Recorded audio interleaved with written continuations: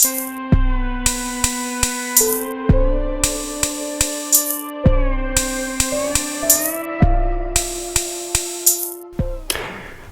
and welcome to another edition of Definitive Analysis, and I feel like today's story is a long time coming because I've been teaching it for a very long time.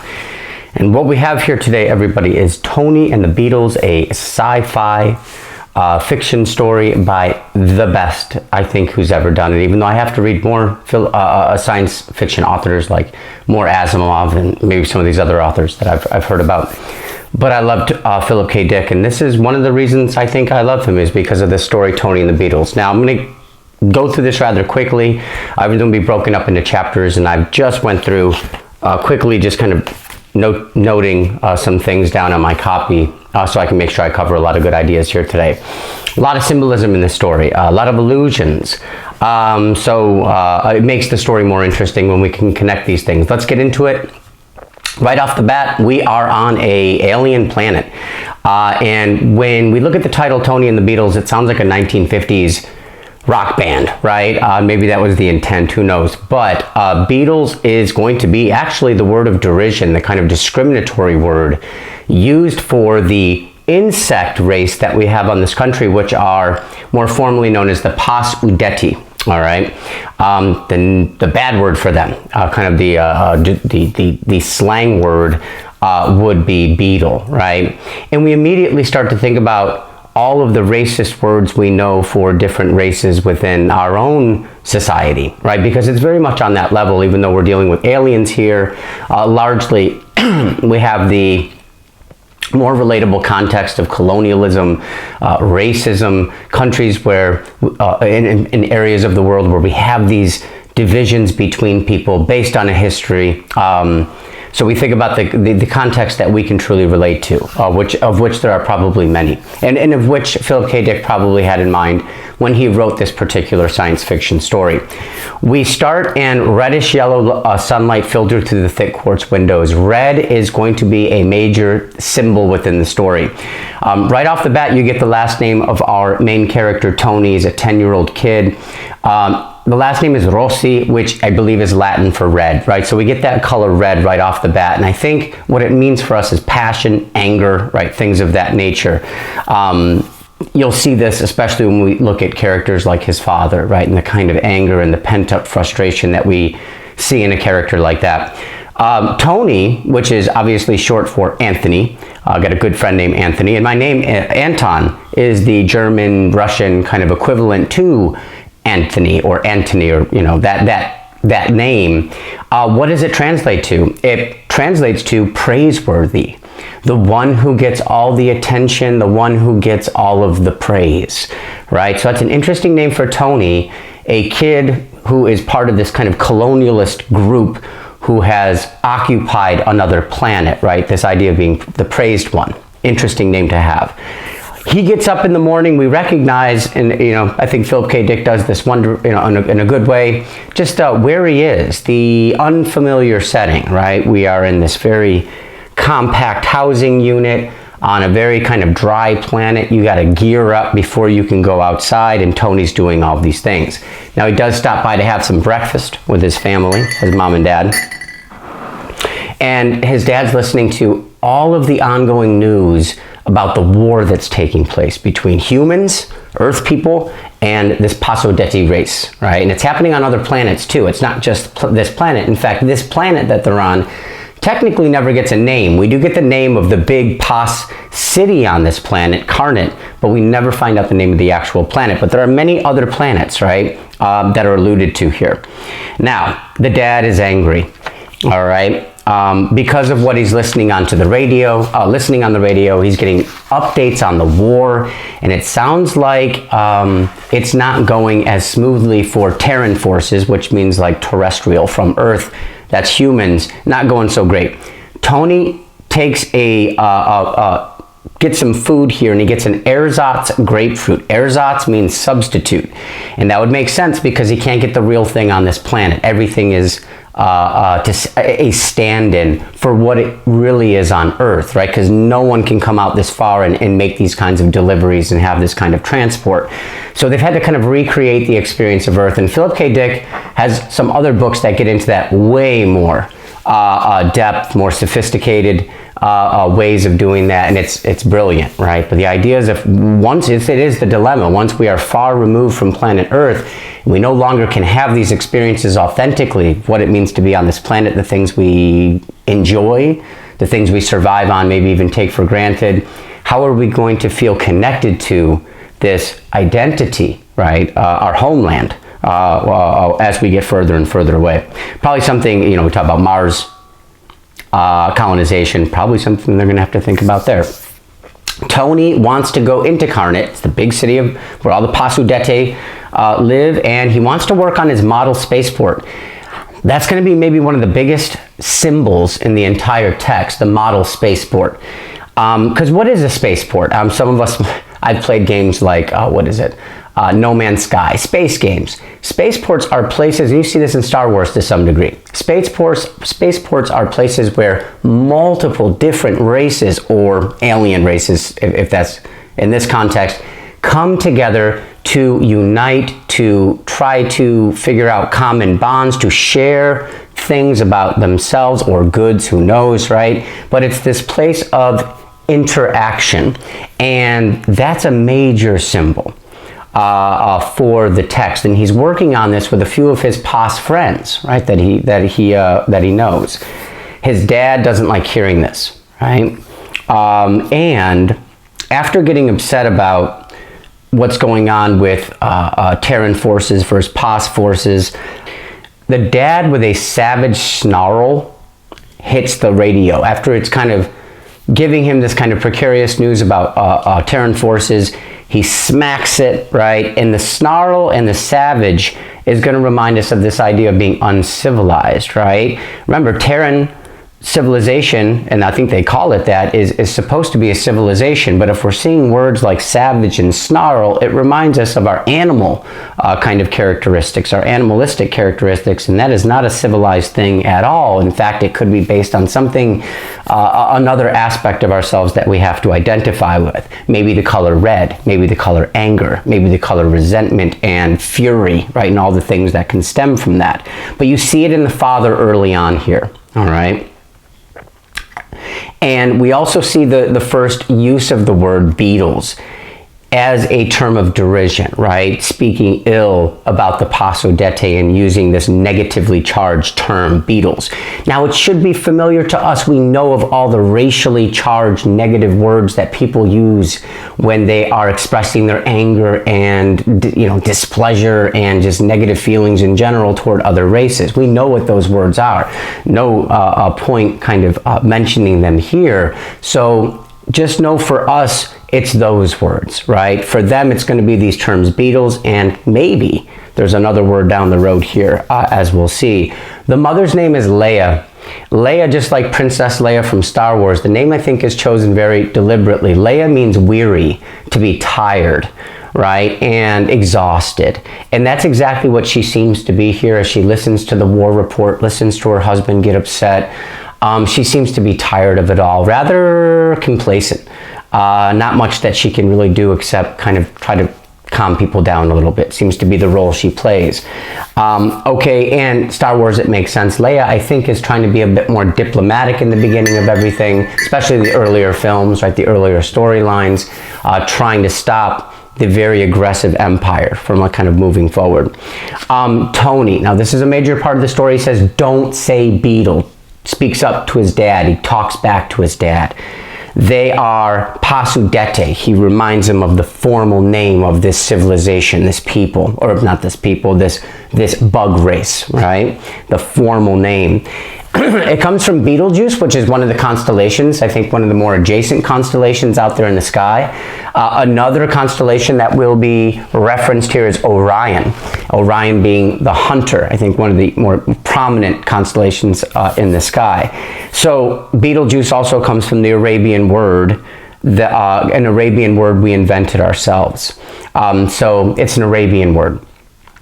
And I think Philip K. Dick does that, maybe just to account for the origins of the word, but maybe to tie us to a certain region of the world. Again, the real context that this science fiction story is getting us to think about. So it could be ties to the Middle East. I think there's enough words here that also tie back to like Sanskrit that you could even argue that this is largely, this is trying to be a commentary on the British exploitation of India, right? And the colonialism, the heavy colonialism that we saw in that country. It also could be the U.S. in the Middle East. That could be another way of understanding this. The only problem there is I don't think the U.S. were quite, when he wrote this story, Philip K. Dick, the U.S. weren't, this was way before the 90s, right? So there was no major U.S. involvement in some of those countries like we saw after that time. So my guess could be Indian, right? Could be speaking to the colonialism in India that we see. All right, moving on. This is where we get that contention between the family. Are you going to be a race traitor, right, is kind of what the dad is saying here. You're going to go hang out with those beetles, and he says that to let his son know how he feels, to get under his skin. We find out that they are in converted freighters. This should remind us, I know I'm doing a lot of Star Wars references today, but this should remind us of the rebels against the Empire. Converted freighters means they were only a civilization that was trading and doing things in a more peaceful way, maybe like some mercantilism, right, or something like that. But they were never a war-like people. And so now that they've had to fight to defend themselves and kind of rise up against the Terran forces, humans, they've had to convert these trade vehicles, merchant vehicles, for war. So that's kind of similar to the rebel armies. We see this kind of ragtag kind of style at times, right? Just doing what they can. Now, on the other hand, what that tells us is Terran forces are incredibly militaristic, and they have a large kind of military way of expanding, militaristic way of expanding into the universe here, right? Taking over these clusters of planets. That could remind you of the United States currently, as we have like 800 plus, maybe 1,000 military bases throughout the world. And then the next biggest country, most probably Russia, only has, from what I understand, maybe 50, right? 60. So the US is highly militaristic, right? And we put a lot of resources into this, just like we see the Terran forces in this story. They're fighting in Orion. And Orion is this idea of hunting and aggression and assertiveness, and a lot of what we see in war, right? And kind of just the occurrences of war. So it makes sense that this is where a lot of the fighting is taking place. Tony's dad, as he's about to leave the door, he threatens to hit his kid. And he tells him one more time, yeah, you go have fun playing with the Beetles, right? And we can understand how this is going to linger on Tony's conscience, how he feels about this matter. All right, moving on to the next section here. We see right away the setting is so important here because it shows that they are living, Tony and his mom, dad, in these little settlements, like little pods.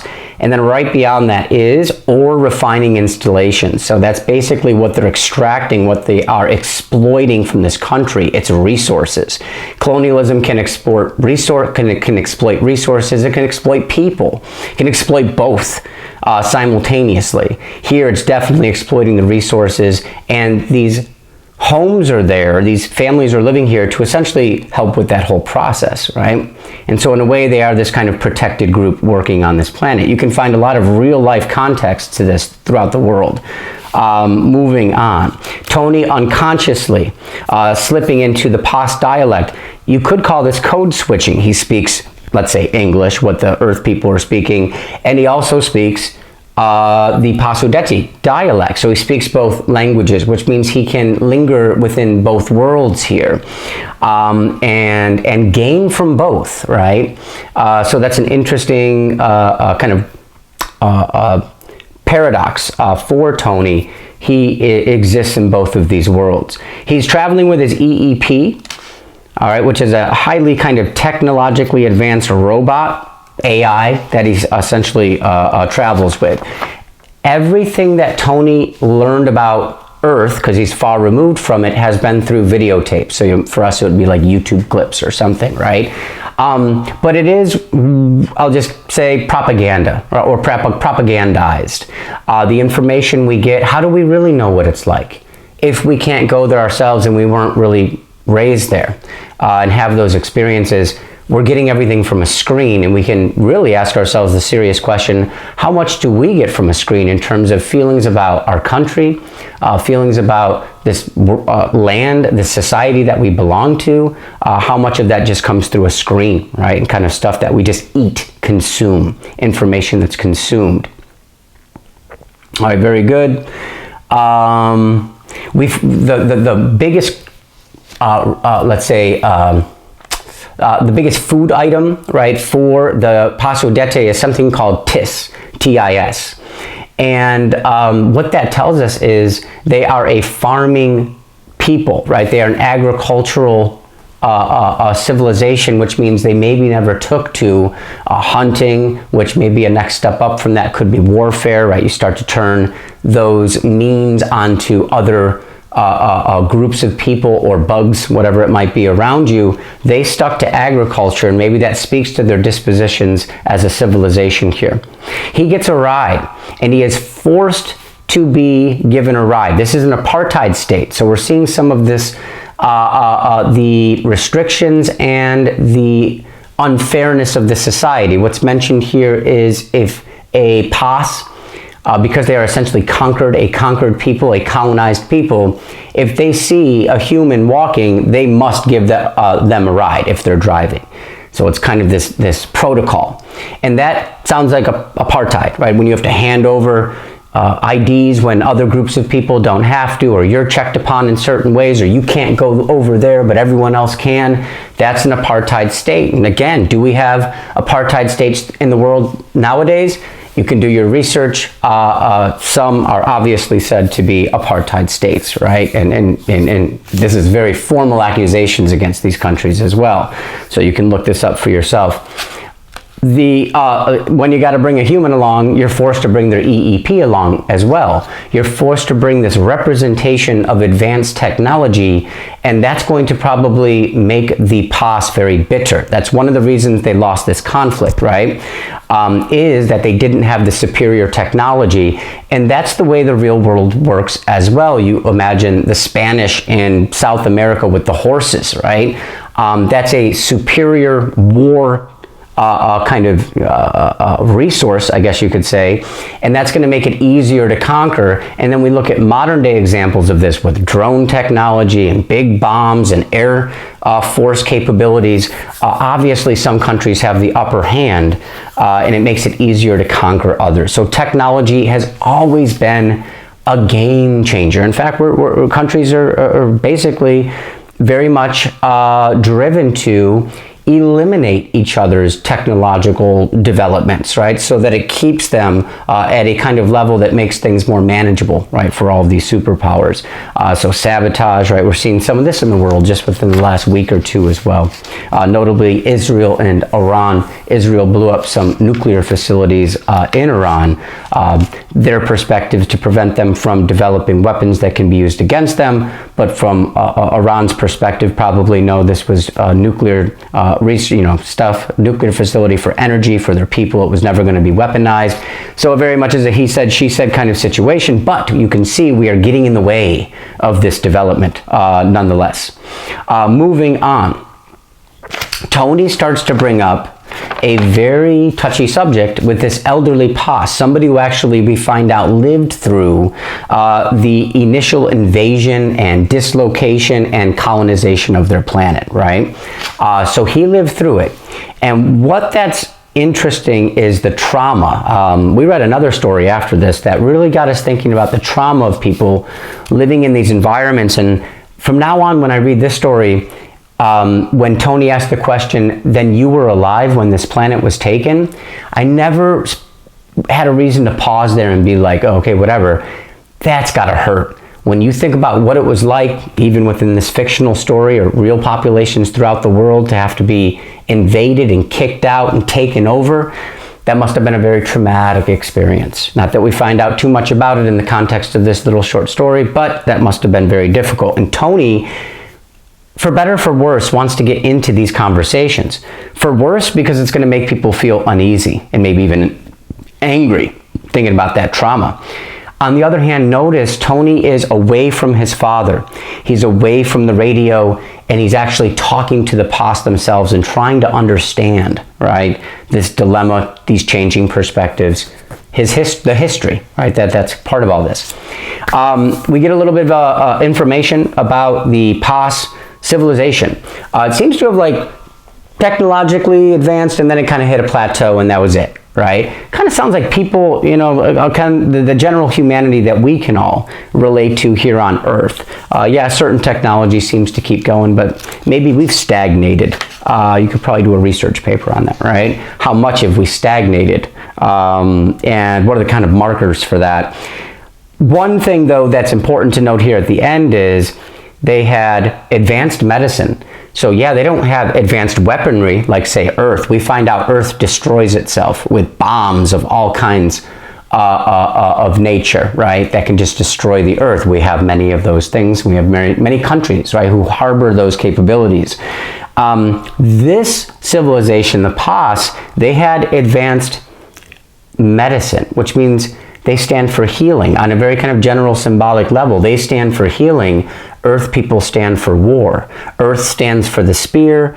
Maybe this Pas civilization stands for general healing. We saw the agricultural background of their civilization as well.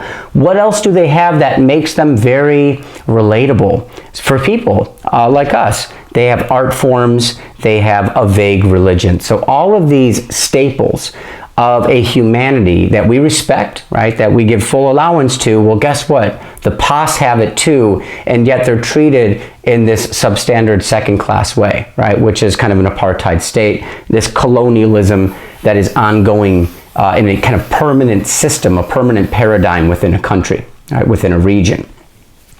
A couple more things, and this is beautiful. And I didn't figure this out until really the last year. I do this story every year with my students, but I really didn't see this until later. Pas, this is Sanskrit. So when you take Pas-udeti, I'm taking Pas and then udeti, and then I'm looking both of those terms up in Sanskrit. And Pas translates to foremost or precedence. What takes precedent, right? What comes first, foremost, what goes first.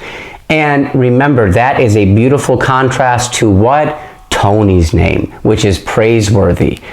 Precedent versus praiseworthy. Well, guess what? Only one of those can win out. Or I think the more humbling way of understanding this is we all are important, right? On either side of a conflict, both sides should take precedent, because there is this importance in identity and fairness and how we treat each other, right?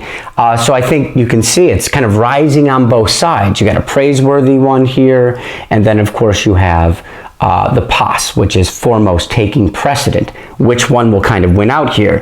Udeti or udit, U-D-I-T, will translate to dawn or rising.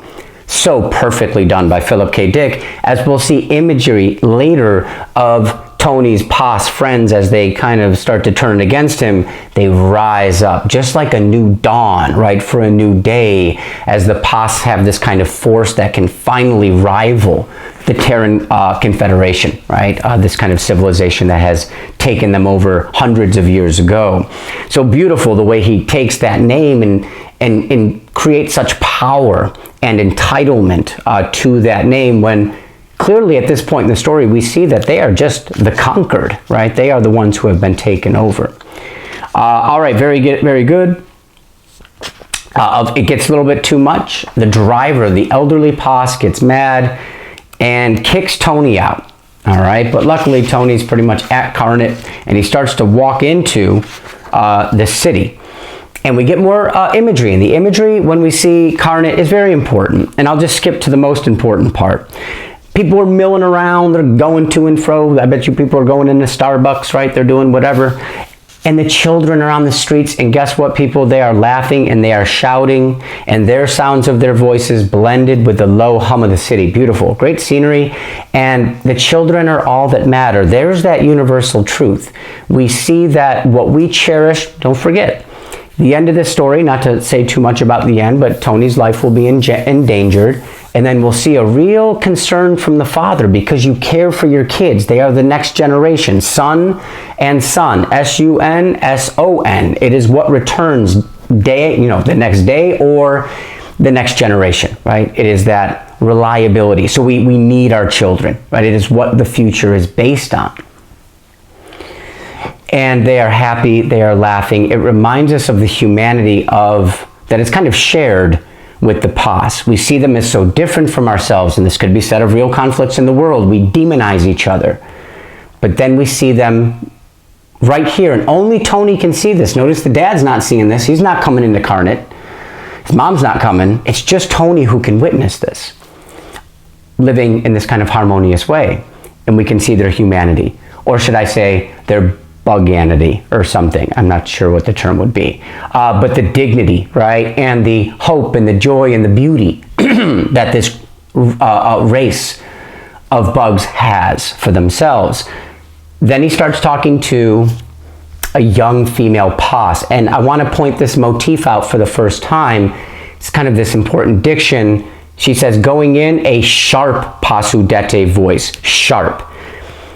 Tony's dad's voice earlier had an edge to it. Now we have a sharpness. Notice it's almost describing a blade, a knife, right? In the voice itself, in the tone or the inflections of the voice.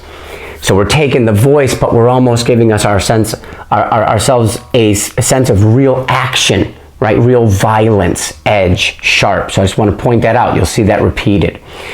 Now she gets to talking to him, and again, I think this is Tony's journey, right?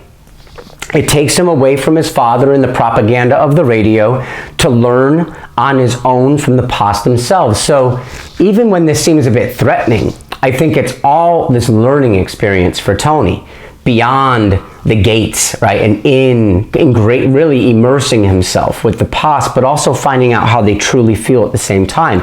Maybe there's no getting around that, right? You can't have one without the other. Young female Pas can read minds, right? Which is interesting. Tony eventually gets far enough into the city, past a decontamination zone or something like that, and he can take off his helmet and his suit. And I think that's symbolic as well for connecting more to the Pas around you. No barriers, no suit of armor, right? As if you feel you might need it. So he kind of takes all of this off, right? He's more connected. Maybe it's more interpersonal at this point. Everybody's upset because they're finding out that the Pas are starting to win. They can actually fight back against Terran forces.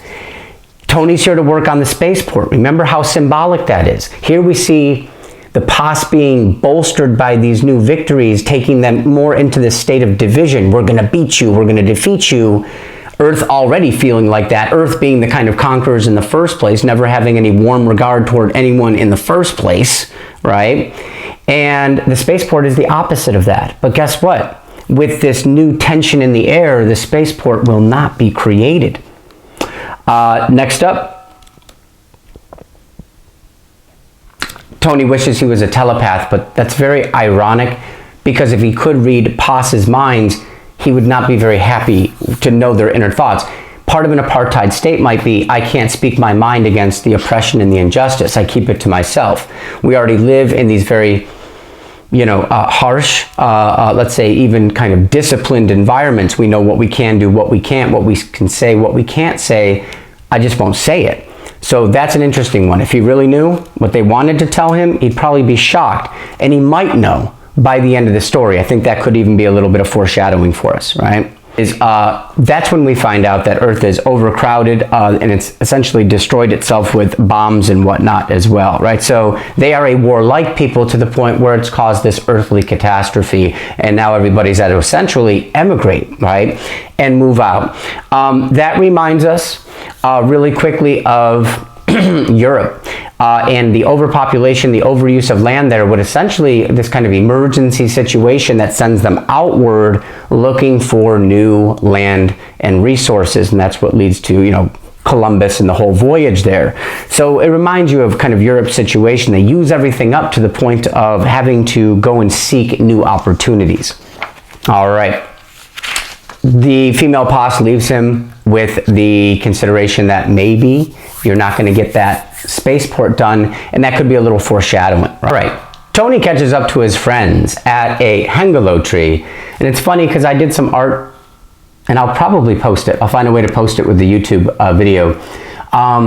But there's some art that I did a long time ago. It was of this scene when Tony catches up with his friends.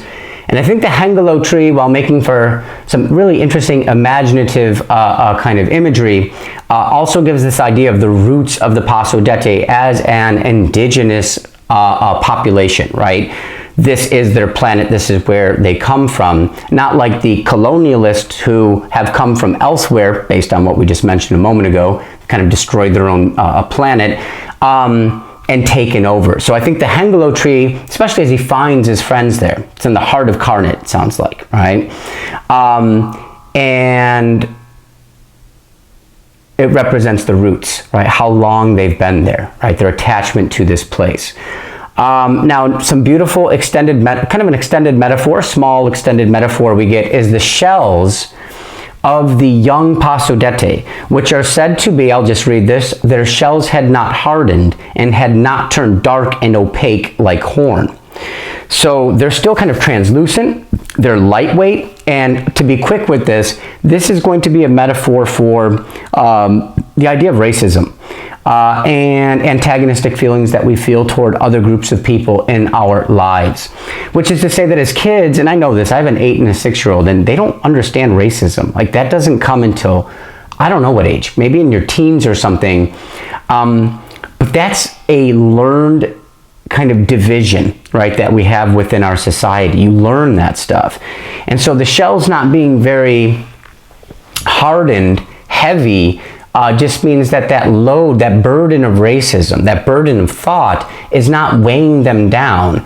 Unlike the elderly Pas that we see, and maybe even the other female Pas who wasn't too young, they're already starting to be very fortified within these belief systems, right? So it's a really interesting way of describing more the minds of these young Pas than it is the bodies, right? A beautiful kind of extended metaphor that we're given there. Moving on, one of the friends here, or I'll say friends because these friendships are about to end for Tony, says, sure, one of his friends, Lear, says, sure, it was fine. Tony caught the edge to his voice. There's that edge again, right? Almost like you're holding a blade, but it's a part of the voice here. And I think it kind of speaks to how quickly we can go from voice to action, right?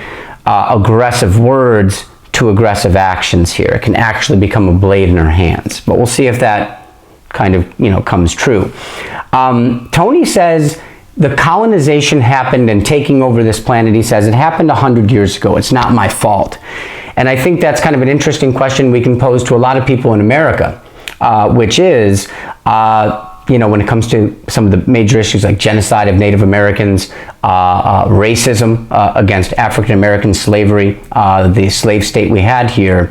Yes, we are far removed from that, but are we still responsible in some way, shape, or form? Not for the actions, but maybe for some kind of aftermath. So at this point, Tony asks, I think, one of the more debatable, compelling questions that we can all share our opinions on. And he says, I got as much right here as anybody else. I was born here. It's interesting because I was just introduced recently to the term proto-colony, a proto-colony kind of state or a proto-colony kind of context. And that means when one group of people come as essentially imposers, right, from a different place, and kick an indigenous group of people out, subdue them, subjugate them under some kind of system. It could be an apartheid state, for instance, and that's kind of what Tony's getting at. Now he's getting at what it means to have the perspective of the conqueror who has only known that situation, right? I was born on this planet just like you were. Yes, I might be a part of the Terran kind of Confederation here, right? You know, we essentially took over, but it's still my home. Now that's when it becomes a very debatable question. You could easily say he does have a kind of rightful place to this planet. You could easily say, no, he doesn't. That's strictly for the Pas-udeti here, right? As we move on into this scene here with his friends, we see a lot of foreshadowing of this kind of rising strength, and that makes sense because I think when you think udete, it means to rise, it means like a new dawn, and all of that comes alive here. It's actually really well written, I think, on behalf of Philip K. Dick, because you see him break a piece of dirt with his strong hands, right? And beprith actually translates to, I think, palm of the hand, perhaps in Sanskrit. So it speaks to the strength that we notice here coming from his hands here. Beprith also translates to spear, right? And in a way, he's showing the physical strength of the Pas-udeti here, right? The potential for this violent uprise. Moving on, we see Lear kind of join in with Prith, and then it says the others got up too. And again, a perfect understanding of udeti, which means to rise, a new dawn because now they're winning the fight. Everybody's catching word of this. It's the new reality, and so they're all feeling empowered, invigorated to fend themselves off completely and even kind of go on the aggressive now here, right? As we really start to push Earth people out of this planet, right? The Terran Confederation out of this planet. You see them start to get quite angry about it.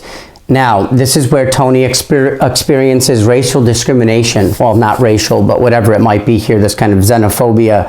But he experiences this discrimination. They call him white grubs. We've known up to this point the term of derision, the discriminatory term for the past that we've seen people use, humans use, is beetle. Now we're seeing grubs. Now again, Philip K. Dick, this must have been, you know, perhaps a bit of humor on his behalf, perhaps, who knows, or he's trying to make this kind of thematic link, because if you look up what a beetle starts as, believe it or not, what you're going to get is white grub.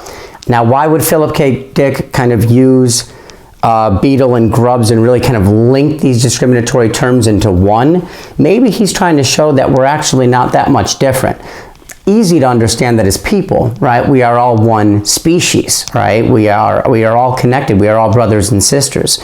But even in this idea of alien races, we see this idea that we are more interconnected than perhaps we actually believe. Because by the end of this, both sides are filled with hatred, vitriol, and this sense that they have to oppose each other, right? There is no other way. There is no model spaceport by the end of this text.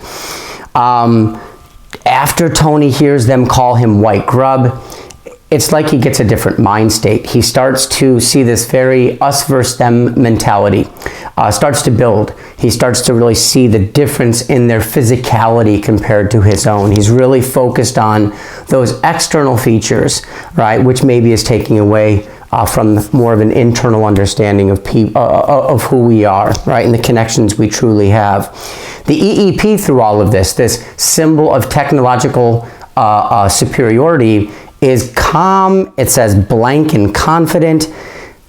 Not going to be a great ending for the EEP, right? He's going to be the one who's almost kind of sacrificed in all of this, right, to the anger and opposition of the Pas-udeti.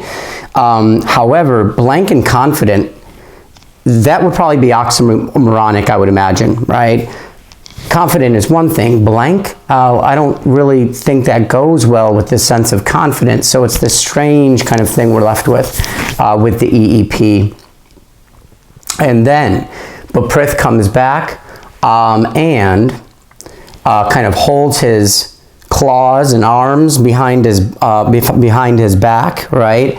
And that, it's said to be the expression, the gesture used when you're addressing a stranger. So we've gone from Tony being friends, working on this model spaceport, and then this big shift here. We are no longer friends. You are alien to us, right? You are foreigners. We don't see you as friends any longer.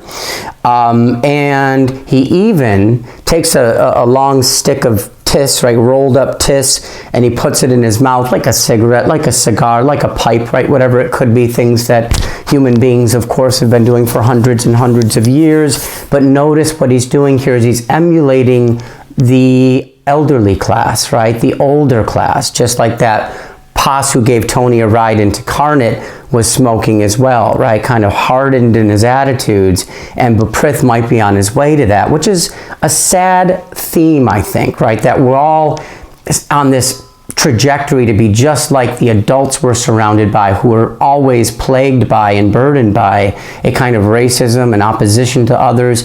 It keeps them from being happy, perhaps focused on other elements of life, other ideas about life. So I think we can all relate to that when we think about the racism, the prejudice that surrounds us, right, in the world that we come from. And Philip K. Dick is allowing us to really think about that as well.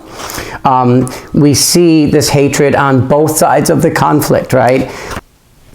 Beprith makes a great point.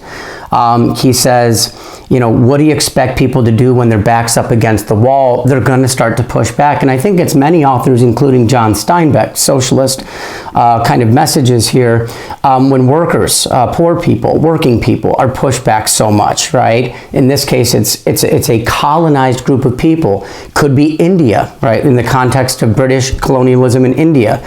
Could be other groups, right? But when it gets to be so bad, they have no choice but to push back. This is kind of an ongoing theme, right? They will push back. You should have known they were going to push back.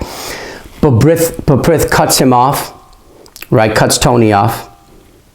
Because Tony comes up with that realization. He's like, dang, it's crazy that people will do, you know, people are going to do crazy things in order to fight back, right? Once you push them so much. And then Beprith cuts him off savagely. Now, this savage is uncivilized. This is a story that really gets us thinking about civilizations. One civilization coming in, imposing itself on another, and also claiming we are the more superior civilization. We have this, we have art, we have religion, we have true religion, as paradoxical as that may seem, right? But that was the stance. We have religion and science, as Charles Alexander Eastman will point out, right, in some of his writings, and the kind of hypocritical nature of European culture, right, who is at the spear point, right, of all this colonialist venture into the world. So we are actually both sides. We saw it with Joe Rossi in the beginning, and now with Beprith. Savages, right? We've lost all sense of civility. We don't know how to get along anymore. And of course, the model spaceport probably is the strongest motif of that. Don't forget that wonderful image, that wonderful symbol that we have in this story. Same anger, same resentment coming from Beprith that we see from Joe Rossi in the beginning, and Tony seeing it on both sides here. Violence ensues. And I love the little detail that Philip K. Dick provides here. An adult Pas loomed up behind them, which means these young kids who are starting to kind of grow into their own with prejudice and hatred, starting to feel resentment and angst, and starting to take this out on a symbol of Terran kind of identity, right? Tony here, the adult comes almost to oversee the whole thing and say, yes, this is, I approve, right? This is good. I like this division. I like this contesting of the other side here, right? So he likes what he sees. It's all about the adults in the room, right? They provide this kind of approval, unfortunately, and it keeps this whole thing going. They start to throw things, they're starting to throw rocks at the EEP. Notice the rocks represent that primitive technology, right? The Pas-udeti have never had the technology, but they fight back because they need to with what they have, right? Primitive means. Tony smashes Beprith in the chest, right? He actually hits him. And under his breath, he says beetle, right? So he's using these discriminatory terms now. He doesn't say it under his breath, but it seems to color the whole situation at hand once he uses that term. right here it says the Pas, these young adult Pas, angry Pas, they surged on all sides. Hostile faces, dark and angry, a rising thunder of rage. Philip K. Dick knows to remind us of the rising because of the udeti, right? The Sanskrit, which means to rise, a new dawn, the sun coming out for a new day here. And the new day again is their potential, right?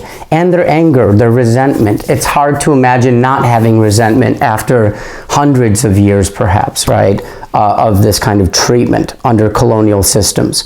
More showers coming all around. Tony's starting to get hit here, right?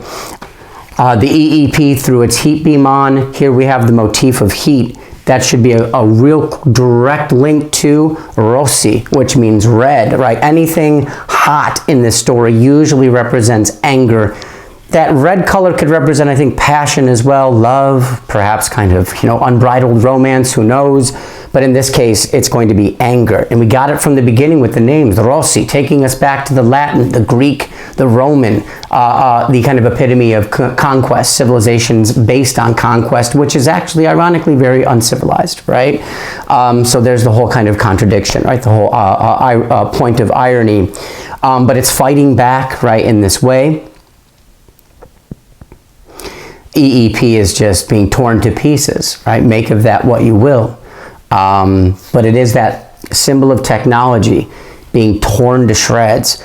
You think about with the rise of AI and the governments and corporations that are in the best positions to utilize these things because they have the money and the means to do so, are we ever going to have to, figuratively speaking, rip apart the machines, right? Because of the advanced technology it poses, the threat to our existence, the lives we lead, our working lives perhaps, something to think about. You can see why they need to tear this thing apart. Here, heat beam screaming, a Terran scout ship comes. So there is a savior from above for Tony is a scout ship. And the heat beam is screaming, and the screaming is great, right? Because it's a verb. It's a great way, firstly, just to describe the sound of this laser coming through, right? Heat beam screaming. But more importantly, the screaming reminds us of the verbal altercations that we saw just happen a moment ago with Tony and his former friends, and the screaming and the yelling and the rage that starts to build up, and then it spills over into actual action.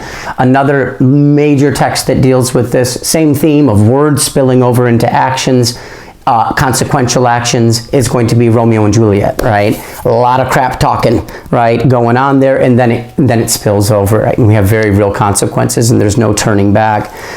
So same idea here, right? It's linking all of that, the screaming heat beam. An abrupt end to that section, kind of feels like an action kind of story or film at that point. But we find ourselves back in their little shelter, right, at the end. Joe Rossi apologizes gently. We weren't expecting to see that word with Joe Rossi because he's so angry most of the time, fitting that name, Rossi. And now he's being very gentle with Tony, maybe because he came close to losing him, right? Now, I'll say it now. Notice for everybody, unfortunately, especially the dad, and maybe even Leia, the mother, Tony almost being killed by his former friends here, these Pas, this is only going to probably heighten and strengthen their resentment and their prejudice against the Pas-udeti, and maybe even for Tony as well. That could be the grimmest outcome of all, is the open-minded Tony has experienced racism, he's been through a traumatic event, and now he's going to shift in terms of that perspective. So that's quite a character arc for Tony, right? To lose that sense of openness and community. The spaceport did not get created. That would have been a cool story, but not the story that needed to be written here, right? Maybe not the story that fits our reality. So notice that, right? Everybody's kind of has been further divided by this, it seems, which is unfortunate. The dad says, reflecting on this whole thing, he says, they might have done it any time, any day, knifed you, cut you open with their filthy goddamn claws, knifed you. This reminds us of the sharp edges of their voices, how it cut through, right? So again, linking the language, the tone of our language to actual physical act, right? Violence, the things that have major consequences.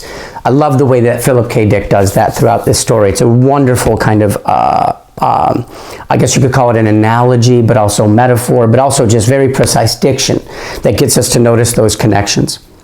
Karnet is just in all kinds of activity at this point. As it says, feverish excitement, right? Feverish is a little scary because it's out of control, right? It could be detrimental, but that's the type of excitement. It is a new dawn, right, for the Pas-udeti here as they start to defeat the Terran forces for the first time in a long time. Leia seems to be very soothing toward the end of the story. The father seems to be very determined, but also understands that there's not much that he can do, right? He's too old for this fight. It makes us think of Tony. Will Tony be a part of this ongoing conflict, right? But the father here, by the end, he's described as gray and flabby, which feels very different from where he began, which makes us also understand, is there a character arc that we see for the father as well, right? Joe knows. I shouldn't do that. I'm basing that off a Tupac song called Lord Knows, which is actually a really good song. But everybody seems to be on the same page by the end of this, and this is one of those proto-colony dilemmas. The truth is revealed. This was stolen land, a stolen planet, just like the country we live in, the United States, is stolen ground, just like Canada is stolen ground, just like you could make the argument of some modern states throughout the world are on stolen ground, right? And colonial powers have been ousted since then. But still, a lot of consequences from those occupations. The dad acknowledges, yes, it's stolen, it doesn't belong to us. So he makes that clear, right? It is no question. The question is, how do we deal with that? How do we feel about that? How do we move on from that? All right, we end with a use of oxymoron, the face wild with passion and misery, and I guess that's what it means to be twisted by these ongoing centuries of war, trying to find meaning from these colony contexts, right? These contexts of colonization, what it means for the conqueror, what it means for the conquered, right? So I think this is a wonderful story. It goes very deep and gets us thinking, and very imaginative. Every time I read Philip K. Dick, I love being transported to different planets and the world building that we get there. And this is, I think, a nice story to especially read with young people. The protagonist is young, which I think makes it very relatable. Thank you for your time, and I look forward to seeing you next time.